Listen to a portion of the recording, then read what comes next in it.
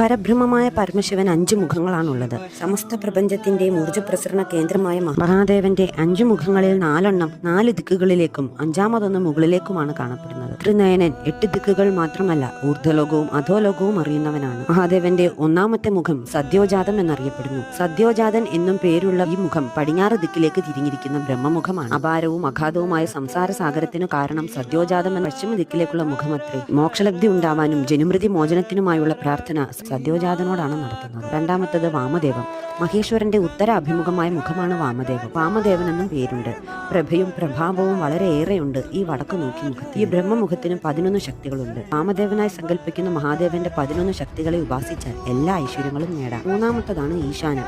ഭഗവാന്റെ മുകളിലേക്ക് അഭിമുഖമായ മുഖമാണ് ഈശാനൻ. എല്ലാ വിദ്യകളുടെയും നാഥനും എല്ലാ ജീവികളുടെയും ഈശ്വരനും വേദത്തിന്റെ സംരക്ഷകനും ഹിരണ്യഗർഭന്റെ നിയന്താവുമായ ബ്രഹ്മം എനിക്ക് ശാന്തനായി മംഗളപ്രദനായും ഭവിക്കട്ടെ. ആ ബ്രഹ്മമാണ് സദാശിവൻ. ഈശാനം എന്ന ഊർധ്വമുഖം മണ്ണിനെയും വിണ്ണിനെയും ബന്ധിപ്പിക്കുന്നു.